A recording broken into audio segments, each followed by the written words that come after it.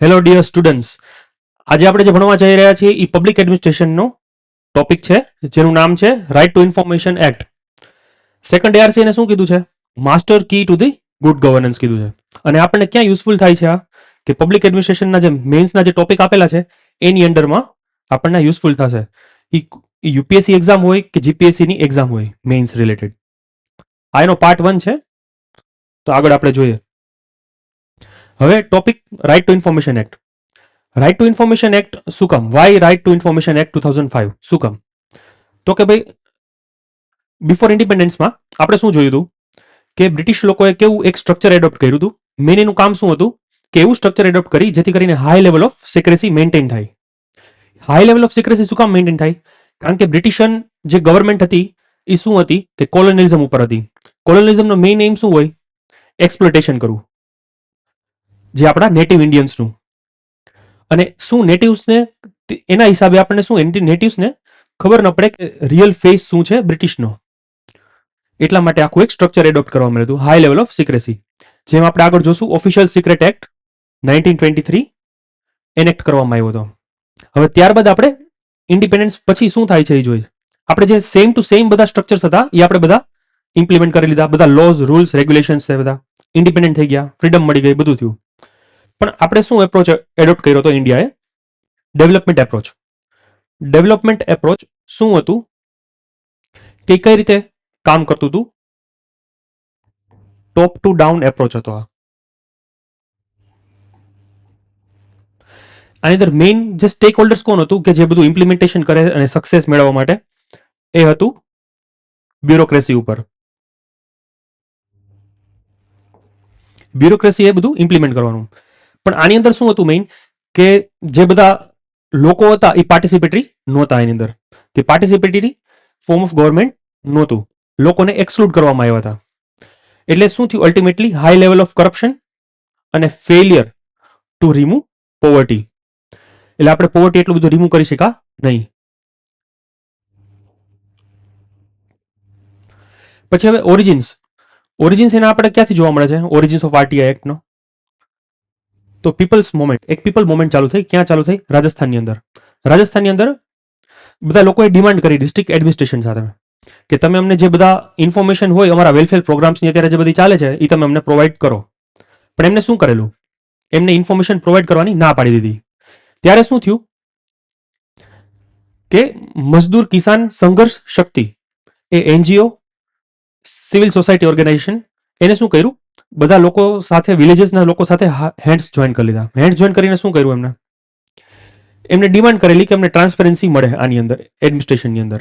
અને અલ્ટિમેટલી શું થયું? જે ડિસ્ટ્રિક્ટ એડમિનિસ્ટ્રેશન છે એમને હા પાડી દીધી કે અમે તમને ઇન્ફોર્મેશન શેર કરી દેશું. પછી ત્યારબાદ શું થાય છે આગળ? 2004 ની અંદર ગવર્મેન્ટ છે. તો ગવર્મેન્ટ કઈ હતી ત્યારે? યુપીએ ગવર્મેન્ટ હતી. યુપીએ ગવર્મેન્ટનો મેઇન એમ શું હતો કે રાઇટ બેઝડ એપ્રોચ આપણે ફોલો કરવું, કે જેથી કરીને લોકોને રાઇટ્સ આપવા. રાઇટ્સ આપે એટલે કે એક લીગલ રેસ્પોન્સિબિલિટી એક ગવર્મેન્ટની બને કે જેથી કરીને એ જે રાઇટ્સ ન મળે તો શું કરવાનું એમને?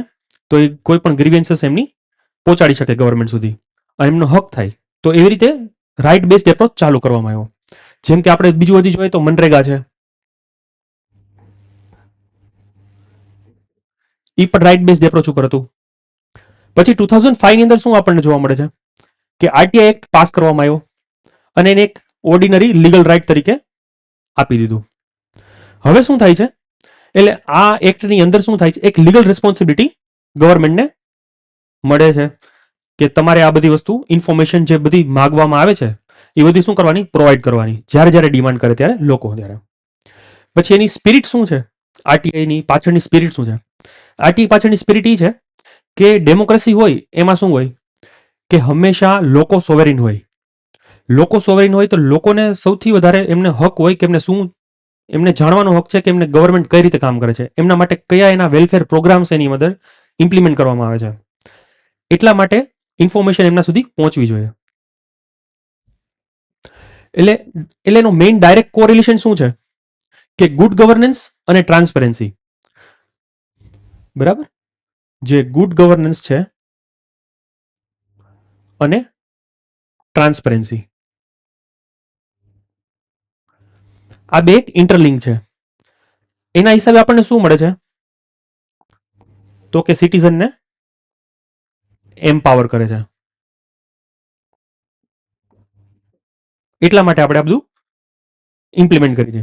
હવે એમ્પિરિકલી શું ફાઉન્ડ થાય કે જેમાં જેમાં આપણે જોઈએ કે ટ્રાન્સપરન્સી હોય, એકાઉન્ટેબિલિટી હોય અને પાર્ટિસિપેશન હોય, તો હંમેશા શું થાય છે, રિઝલ્ટ કેવા મળે છે, benefits of the welfare programmes reaching the targeted sections. એના જે બધા જે બેનિફિશિયરીઝને બધાને પોતાના ટાર્ગેટ આપણે જે સેક્શન્સ આપણે નક્કી કરેલા છે એ ત્યાં સુધી બધાને વસ્તુ પહોંચી જાય. હવે સેકન્ડ એઆરસી છે એ શું કહે છે, એ કહે છે કે આરટીઆઈ ટ્રાન્સપરન્સી જે આપણે લાવી છીએ એ એક માસ્ટર કી છે કે જે આપણે લોક ખોલી છીએ કોનો, ગુડ ગવર્નન્સ માટેનો. હવે આ શું એન્શ્યોર કરે છે, એન્શ્યોર કરે છે કે ડિસેન્ટ્રલાઇઝેશન થાય. ડિસેન્ટ્રલાઇઝેશન નીચે સુધી લોકોને, પછી લોકો પાર્ટિસિપેટ કરે, ટ્રાન્સપરન્સી આવે, કરપ્શન ઓછું થાય અને ગવર્મેન્ટ એકાઉન્ટેબલ રહે જે હોય તે. અને મેઇન શું, પ્રેડિક્ટેબિલિટી રહે કે હા આવી રીતે બધું આપવામાં આવશે અને આ બધા હક એમને મળેલા છે કે નહીં. પછી ત્યારબાદ પ્રોવિઝન શું છે એની અંદર, ઉપરથી આપણે જોઈએ તો કે દરેક મિનિસ્ટ્રી અને ડિપાર્ટમેન્ટ હોય એમને એની અંદર એક પબ્લિક ઇન્ફોર્મેશન ઓફિસર હોય, પીઆઈઓઝ એને કહેવામાં આવે. એ મોસ્ટલી કોણ હોય છે, સેક્શન ઓફિસર તરીકે જે ફરજ બજાવતા હોય એ પીઆઈઓ તરીકે હોય. હવે એમને કોઈ પણ જાતની જે ડિમાન્ડ જે હોય, ઇન્ફોર્મેશન માંગવામાં આવે તો એ પીઆઈઓ જે એમને ઇન્ફોર્મેશન લઈ અને પહોંચાડી દે છે જનરલ પબ્લિકને, અને એન્શ્યોર કરે છે કે એ સ્ટિપ્યુલેટેડ ટાઈમ પીરિયડની અંદર પહોંચાડવામાં આવે. પછી આપણે શું ઇમ્પ્લિમેન્ટ કર્યું, એક ઇન્ફોર્મેશન કમિશન એડોપ્ટ કર્યું. ઇન્ફોર્મેશન કમિશન છે એ સ્ટેટ લેવલ ઉપર છે અને સેન્ટ્રલ લેવલ ઉપર પણ છે. મેઇન એનું કામ શું છે, ગ્રીવિયન્સીસ જે બધા હોય એને કઈ રીતે આપણે રિઝોલ્વ કરવા, એના માટે છે, ગ્રીવિયન્સ રિડ્યુસલ મિકેનિઝમ માટે.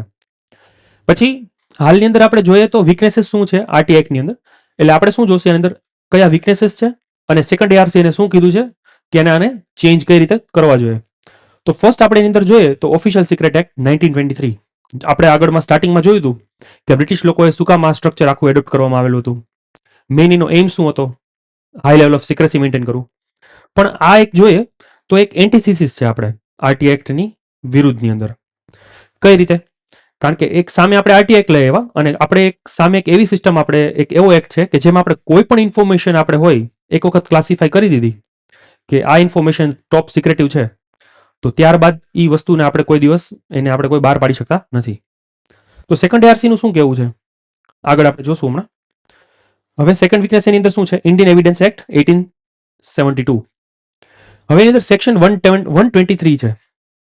જો કે હાલમાં આપણે ગવર્મેન્ટ જે સેકન્ડ એઆરસી કીધું હતું એ બધા હિસાબે આપણે જે બધા રિફોર્મ્સ કરી દીધા અને રિપીલ કરી દીધા આ જે બધા સેક્શન્સ, પણ આ ઇન્ફોર્મેશન માટે છે કે સેક્શન 123 છે એની અંદર શું કીધું કે કોઈ પણ માણસ હોય એની પાસે ઇન્ફોર્મેશન જે ક્લાસિફાઈ થયેલી ન હોય, મતલબ કે કોઈ પણ માણસ હોય એમની પાસે એવી માહિતી મળી જાય એને કે જે હકીકતમાં બહાર ન આવી હોય, તો એને પ્રૂફ કરવાનું કે આ મને માહિતી કઈ રીતે મળી છે. નહીતર શું થશે, એ અનપબ્લિશ ઇન્ફોર્મેશન એ કોઈ પણ પ્રૂફ તરીકે પણ યુઝ નહીં થઈ શકે. અને જો એ જે એક્યુઝડ હોય એ ફેલ થાય કે સરખી રીતે એક્સપ્લેન ન કરી શકે કે એનો સોર્સ શું છે, તો એ સિવિયરલી પનિશ પણ થઈ શકે. પછી ત્યારબાદ આવે છે સિવિલ સર્વિસ કન્ડક્ટ રૂલ્સ. તો સિવિલ સર્વિસ કન્ડક્ટ રૂલ્સ આપણે ક્યારે આવ્યા હતા, 1964 ની અંદર. 1964 ની અંદર સિવિલ સર્વિસ કન્ડક્ટ રૂલ્સ આપણે શું કામ આવ્યા હતા, તો એના માટે આવ્યા હતા કે એક કોઈ પણ ઓફિસર્સ હોય એના સિનિયર ને સુપિરિયર્સ હોય એની પાસે સૌથી પહેલા એને જવું પડે કે નીચેથી આ ડિમાન્ડ છે, આ ઇન્ફોર્મેશન માંગવામાં આવે છે, તો આ જે ઇન્ફોર્મેશન છે આ પ્રોવાઈડ કરવી જોઈએ કે ન કરવી જોઈએ. એટલે સુપિરિયર્સના ઉપર બધી જવાબદારી વહી જાય કે આપણે જવું જોઈએ, આપવી જોઈએ કે નહીં આપવી જોઈએ. હવે એની અંદર શું હતું કે એટલે જેનો અર્થ શું થાય કે લોઅર લેવલની જે બ્યુરોક્રેસી હતી એ શું કરી દીધું, એને પ્રોહિબિટ કરી દીધા કે કોઈ પણ ઇન્ફોર્મેશન આપણે જનરલ પબ્લિકને નથી પહોંચાડવાની, સુપિરિયર્સના જ્યાં સુધી સુપિરિયર્સ ન કે ત્યાં સુધી. એટલે આ જે બધી રૂલ્સ અને રેગ્યુલેશન જે બધા હતા એને શું કરી દીધું, એક કલ્ચર કરી દીધું ક્રિએટ, કલ્ચર ઓફ સિક્રેસી. પછી ત્યારબાદ છે આપણે સેકન્ડ એઆરસી રિપોર્ટનું આપણે જોયું કે ઓફિશિયલ સિક્રેટ એક્ટ 1923. તો 1923 માં આપણે શું જોઈ છીએ? તો એને શું કીધું? સેકન્ડ એઆરસીએ કીધું કે તમે આને રિપીલ કરી નાખો અને રિપ્લેસ કરી નાખો. તો કેવા હિસાબે? કે શોરી કમિટીએ કીધું એના હિસાબે. એમાં એવી રીતે નક્કી કરવામાં આવેલું કે જેટલી બધી ઇન્ફોર્મેશન છે મિલિટરી સિવાયની અને એકદમ જે ક્લાસિફાઈ કરવામાં આવેલી એ બધી ઇન્ફોર્મેશન એમને રાખી શકાય સિક્રેસીમાં. અને ત્યારબાદની જે બીજી બધી ઇન્ફોર્મેશન જેટલી છે એને શું કરી દેવાનું? એને પબ્લિશ કરી દેવાની. અને બીજો જે એક એની અંદર એ છે કે આપણે જે આરટીઆઈ એક્ટ છે આપણે કઈ રીતે આપણે ઇમ્પ્લિમેન્ટ કરવામાં આવ્યું હતું? કયા કન્ટ્રીઝમાંથી? કે ભાઈ ફ્રીડમ ઓફ એક્ટ જે છે જે યુએસએ નો એમાંથી. તો ફ્રીડમ ઓફ એક્ટ શું કે છે? એમાં પણ કોઈ પણ જાતની ઇન્ફોર્મેશન હોય જે ક્લાસિફાઈ કરેલી હોય એ પણ 30 યર્સ બાદ એ ક્લાસિફાઈ કરવામાં ડિક્લાસિફાઈ કરવામાં આવે છે. તો ઇન્ડિયામાં એવું નથી થતું, એટલે એ પણ આપણે જોવું જોઈએ. પછી સેકન્ડ એઆરસીએ જે રિકમેન્ડ કરેલું હતું તો એમને જે બધા રિપીલ કરી દીધા સેક્શન 123, 124 અને 125 ઓફ ઇન્ડિયન એવિડન્સ એક્ટ. પછી ત્યારબાદ હજી આગળ શું થાય છે?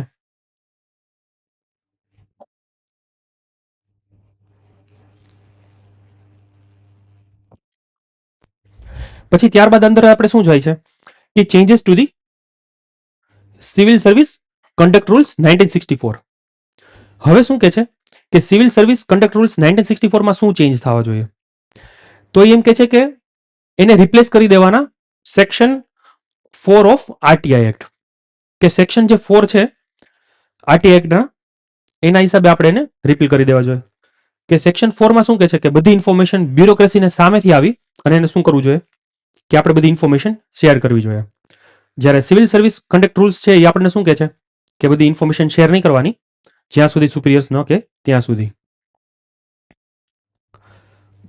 પણ ઘણી બધી એવી વસ્તુ છે કે જે સેક્શન 8 માં લખેલી છે એ બધી વસ્તુ શેર ન કરી શકે. પછી સેકન્ડ પ્રોબ્લેમ શું છે ઇન્સ્ટિટ્યુશનમાં? ઇન્સ્ટિટ્યુશન શું એટલે આપણે જે ઇન્ફોર્મેશન કમિશન છે એમાં મેઇન ઇશ્યુ શું થાય છે કે આપણે જોઈએ તો જે બધા ચેરમેન એના બધા હોય એ કોણ હોય? કે મોસ્ટ ઓફ જે બધા રિટાયર્ડ જે બધા બ્યુરોક્રેટ્સ હોય એ બધા એના હોય છે. તો એ હાલમાં જે એમને બધું આખા જિંદગી એમને તે રિટાયરમેન્ટ સુધી એમને ક્યાં કામ કરેલું હોય છે તો એમને અચાનક એવી રીતે એમ કહેવામાં આવે કે તમે ફરીથી આને શું કરી દો? ચેન્જ કરી દો અને તમે સિક્રેસીમાંથી તમે ટ્રાન્સપરન્સી લઈ આવો. તો કઈ રીતે એમ? તો એની વસ્તુ શું કે છે કે ક્રેડિબિલિટી એની રિડ્યુસ કરે છે. એટલે સેકન્ડ એઆરસી શું કહે છે કે આપણે શું કરવું જોઈએ? ચેરમેનની ચૂઝ કઈ રીતે કરવા જોઈએ? તો ચેરમેનને ચૂઝ એ રીતે કરવાના કે જેમાં એક કમિટી હોય, કમિટીમાં એપોઇન્ટ કરેલા મેમ્બર્સ કોણ હોય? પ્રાઇમ મિનિસ્ટર હોય, પછી લીડર ઓફ ઓપોઝિશન્સ હોય લોકસભાના અને chief justice of supreme court. આવી રીતે ચેરમેનને એપોઇન્ટ કરવાના. પછી ત્યારબાદ શું છે લાસ્ટની અંદર? મોર દેન 50% બરાબર જે મેમ્બર્સ છે એ ક્યાંથી હોવા જોઈએ? કે નોન સિવિલ સર્વિસ બેકગ્રાઉન્ડમાંથી હોવા જોઈએ. નોન સિવિલ સર્વિસ બેકગ્રાઉન્ડમાંથી હોવા જોઈએ અને એમને એવી ફિલ્ડમાં કામ કરેલું હોય ત્યાંથી હોવા જોઈએ. પછી થર્ડ પ્રોબ્લેમમાં શું છે કે આપણે જે સ્કેરસિટી ઓફ સ્ટાફ અને મેમ્બર્સ છે, ફાઇનાન્શિયલ રિસોર્સનો ક્રંચ છે. સ્ટાફને એટલા બધા નથી તો કેસીસ એટલા બધા પેન્ડિંગ હોય છે તો એ સારું ન કહેવાય. જેથી કરીને એક વસ્તુ કહેવામાં આવે છે justice delayed is justice denied. પછી કોઈ જાતનું એક મેકેનિઝમ નથી કે વેધર કે આ જજમેન્ટને ઇમ્પ્લિમેન્ટ કરી શકાય કે ન કરી શકાય. કમિશન ફક્ત શું કરી શકે કે ભાઈ ફાઇન્સ ઇમ્પ્લિમેન્ટ કરી શકે. તો સેકન્ડ એઆરસી એનું કેવું એવું છે કે ફાઇનાન્શિયલ રિસોર્સ આપો અને ઝાઝા બધા મેમ્બર્સની અંદર તમે રાખો એની અંદર જેથી કરીને કેસીસ જલ્દીથી ડિસ્પોઝ થઈ જાય. પછી ફોર્થ પ્રોબ્લેમ આપણે જોઈએ. આ બધા પ્રોબ્લેમ્સ અને સામે શું છે? સોલ્યુશન્સ. પછી maintenance of files in governance. હવે જે બધી ક્રુશિયલ અને ક્રિટિકલ ઇન્ફોર્મેશન આપણે જે બધી હોય બધી પડી હોય બધી ફાઇલ્સમાં રિસ્ટોર કરેલી હોય એટલું બધું ડિજિટલાઇઝેશન નો બનાવ તો આપણે જોઈએ 2014 પછી આપણે ઘણું બધું ઈ ગવર્નન્સ ઉપર આપણે કામ કરી છે. પણ ક્રુશિયલ અને ક્રિટિકલ ફાઇલ્સ હજી બધી આપણે બધી ડિજિટલાઇઝ કરી શક્યા નથી. તો શું થાય કે ફાયર પકડી જાય, કોઈ સેક્રેટરીએટનો એક ભાગ સળગી જાય. તો એ બધી જે બધી ફાઇલ્સ હોય તો એ બધી ફાઇલ્સ આપણને ઇન્ફોર્મેશન મળતી નથી. તો એનું કહેવાનું એવું છે સેકન્ડ એઆરસીનું કે મેનેજમેન્ટ ઇન્ફોર્મેશન સિસ્ટમ આપણે લઈ આવી જોઈએ, જેથી કરીને ફાઇલ્સને આપણે બેટર રીતે મેન્ટેન કરી શકીએ. પછી ડિજિટલાઇઝેશન કરી દેવાનું બધું ગવર્મેન્ટ રેકોર્ડ્સનું, અને રેકોર્ડ્સ આપણે જે હોય એ કઈ રીતે આપણે અપડેટ કરી દેવાના વેબસાઇટ ઉપર રિયલ ટાઈમ બેઝિસ ઉપર. પછી હાલમાં આપણે અત્યારે એક વસ્તુ જોઈએ છે કે બ્લોકચેન ટેકનોલોજી, કે એક બ્લોક્સ હોય તો બધી જગ્યાએ ઇન્ફોર્મેશન ડિસેન્ટ્રલાઇઝેશન રહે અને નીકળે નહીં. તો એવું આપણે ઇમ્પ્લિમેન્ટ કરવું જોઈએ બ્લોકચેન. સાયન્સ એન્ડ ટેકનોલોજીનો યુઝ કરવો જોઈએ. પછી ફિફ્થ પ્રોબ્લેમ છે વિસલ બ્લોવર એક્ટ. તો જે બધા વિસલ બ્લોવર હોય, સેકન્ડ એઆરસીનું કેવું છે કે તમે જે એક્ટ લઈ આવ્યા છો પણ એને ઇમ્પ્લિમેન્ટ કરો સરખી રીતે. 2014ની અંદર તમે લઈ આવેલો છો પણ ઇમ્પ્લિમેન્ટ કરેલો નથી. સેકન્ડ એઆરસીનું તો બહુ પહેલાનું કહેવાનું હતું, 2005-6માં એનો રિપોર્ટ આવેલો હતો, પણ હજી સુધી ઇમ્પ્લિમેન્ટ થયું નથી. તો ઇમ્પ્લિમેન્ટ થઈ જવું જોઈએ. પછી સિક્સ્થ પ્રોબ્લેમ છે કે secretive nature under official secret act.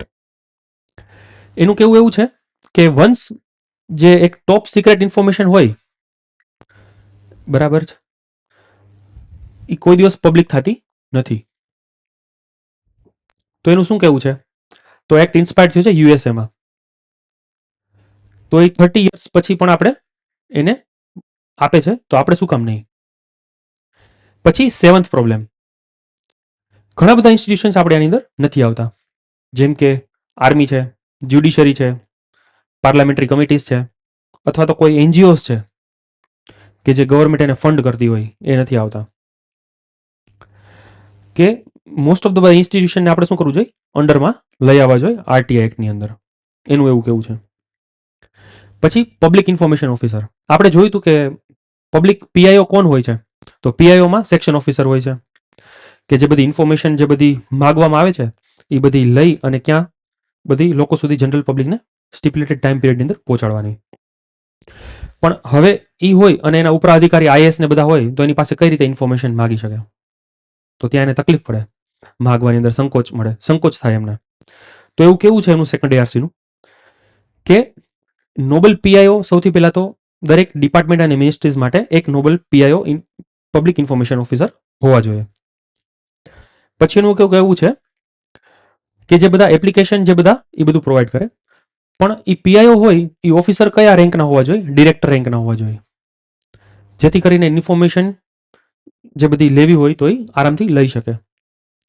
પછી ninth problem, oath of secrecy. હાલની અંદર જે આપણે મિનિસ્ટ્રીઝમાં જે બધા મિનિસ્ટર્સ હોય એ શું કરે છે કે શપથ લે છે કે અમે બધી ઇન્ફોર્મેશન શેર નહીં કરીશ અમારા જે હાથમાં આવે છે. તો એનું એવું કેવું છે કે જે ઓથ ઓફ સિક્રેસી છે એને તમે શેમાં બદલાવ કરો? તો કે પ્રોમિસ ઓફ ટ્રાન્સપેરન્સીમાં, જેથી કરીને જાજી બધી ઇન્ફોર્મેશન લોકો સુધી પહોંચે. પછી છે 10th પ્રોબ્લેમ. તો ટ્રાન્સપેરન્સી છે એ એકાઉન્ટેબિલિટીમાં રિઝલ્ટ નથી થઈ, બરાબર? એટલે કે એનું કહેવાનું એવું છે કે આરટીઆઈ જે છે એ ટ્રાન્સપેરન્સી તો લઈ આવ્યું છે, પણ એકાઉન્ટેબિલિટી શું લાવ્યું છે? તો કે ના. તો મેઇન વસ્તુ શું હોય હંમેશા? ગ્રીવિયન્સ રિડ્રેસલ મેકેનિઝમ. કોઈ પણ વસ્તુનો આપણને જે પ્રશ્ન ઉઠે એને સોલ્વ કરવા માટે ગ્રીવિયન્સ રિડ્રેસલ મેકેનિઝમ હોય, જેથી કરીને લોકો ગવર્મેન્ટ અથવા તો જે અધિકારીઓ એમને એકાઉન્ટેબલ ઠેરાઈ શકે. પછી સેકન્ડ એઆરસીનું બીજું એવું કેવું છે કે એક વિજિલન્સ મેકેનિઝમ હોવું જોઈએ. એક વિજિલન્સ હોવું જોઈએ કે લોઅર લેવલની બ્યુરોક્રેસીથી લઈને કે એક વિજિલન્સ કે બધું ધ્યાન રાખે કે આ બધી વસ્તુ કઈ રીતે લોઅર ટુ ટોપ લેવલ સુધી કઈ રીતે બધું પહોંચાડો. પછી 11th એવું કેવું છે કે colonial એટીટ્યુડ્સ of the bureaucracy. Bureaucracy શું માને છે? પોતાને રાજાશાહી માને છે, પોતાને એવું માને છે કે આપણે આ બધી વસ્તુને લોકોને ગવર્ન કરવાના, પણ હકીકત એવું નથી. એટલે એમનો જે બિહેવિયરલ જે એમનો એટીટ્યુડ છે એ ચેન્જ કરવાનો છે એના માટે. અને બ્યુરોક્રેસીએ જે આ બધી વસ્તુ લેટર અને સ્પિરિટમાં આરટી એક્ટને ઇમ્પ્લિમેન્ટ કરવાનું. અને સેક્શન 4 છે જે આરટીઆઈ એક્ટનો, એને ઇમ્પ્લિમેન્ટ કરવામાં આવે જેથી કરીને બ્યુરોક્રેસી ખુલીને પોતે ઇન્ફોર્મેશન શેર કરી શકે. પછી lack of awareness among the stack holders, કે સેકન્ડ એઆરસી એમ કહે છે કે સિવિલ સોસાયટી ઓર્ગેનાઇઝેશન છે, મીડિયા છે, પેપર્સ છે, ડિજિટલ છે, બધું યુઝ કરવાનો, જેથી કરીને આ બધી વસ્તુ લોકો સુધી પહોંચે, અવેરનેસ આવે અને આ બધા મોડલને આપણે સક્સેસ કરી શકીએ આરટીઆઈ એક્ટને. તો આ એક હતો ફર્સ્ટ પાર્ટ. હજી હાલની અંદર શું થયું છે કે બધા એમેન્ડમેન્ટ્સ પણ અંદર થયેલા છે આરટીઆઈ એક્ટની અંદર, તો એમના ઘણા બધા ચેન્જીસ આવેલા છે, એ સેકન્ડ પાર્ટમાં અંદર જોશું. તો આ એક આખો ટોપિક હતો જે તમને જે બધી એક્ઝામની અંદર કામ લાગશે અને તમે બેઠે બેઠું તો આની અંદર લખી શકશો. તો આજ માટે આટલું છે. Thank you for watching. Please like, share and subscribe to the channel.